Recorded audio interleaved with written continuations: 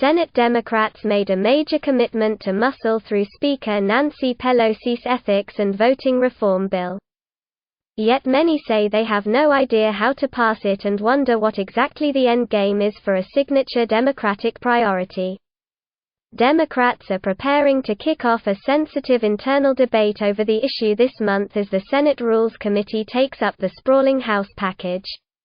But no Republicans support it. Sen. Joe Manchin, DW. VA. Hasn't signed on, and at least a half-dozen Democrats have issues with the bill, according to senators and aides. That's not to mention the constraints of the filibuster in a 50-50 Senate. "We know we've got to pass voting rights," said Senator Raphael Warnock, D.Gar. "We ought to have 10 Republicans. In that sense the ball is in their court. I'm not saying the outcome is in their court.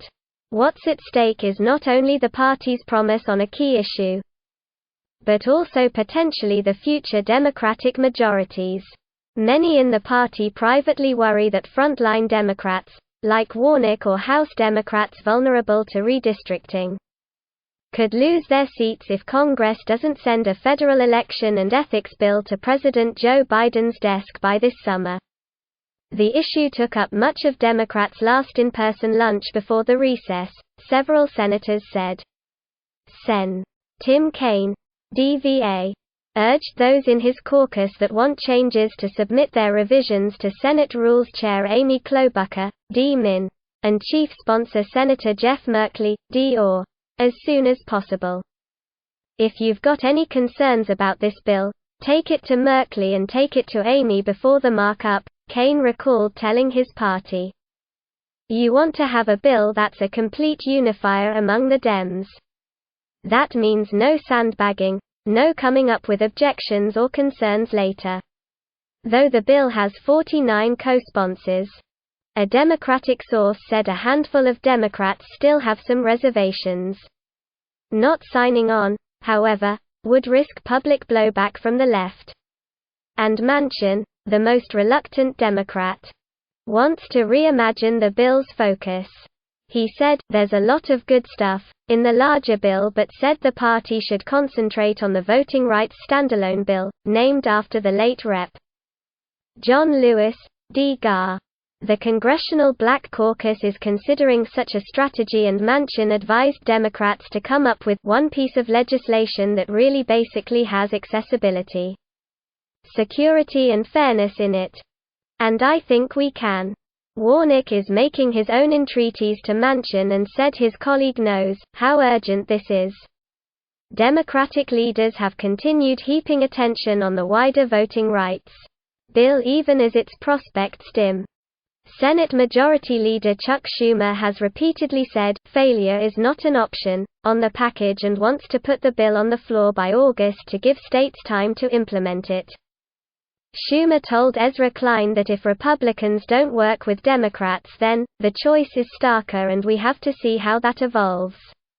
But he added that, in the past when that has happened, we've stuck together and produced a good result.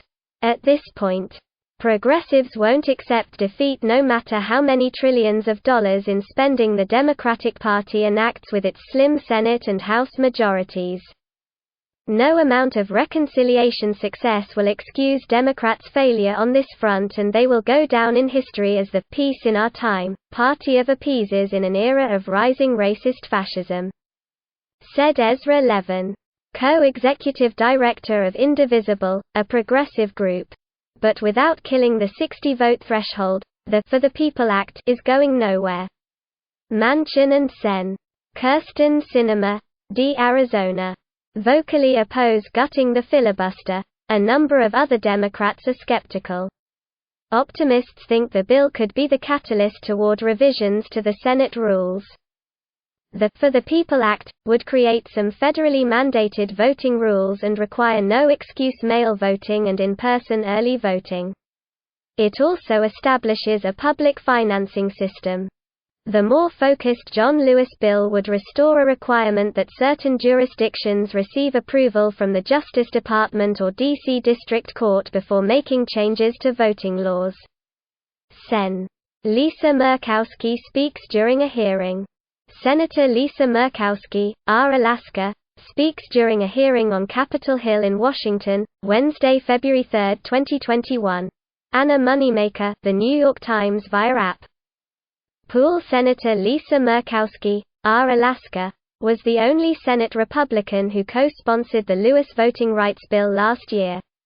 Otherwise, Republicans have shown little interest. With those math problems and internal division in mind, some Democrats questioned the party's strategy. One Democratic senator, who requested anonymity, worried that the party could be seen as bluffing if it can't follow through. That senator said that the goal of the authors is to get it signed into law. I don't see a path.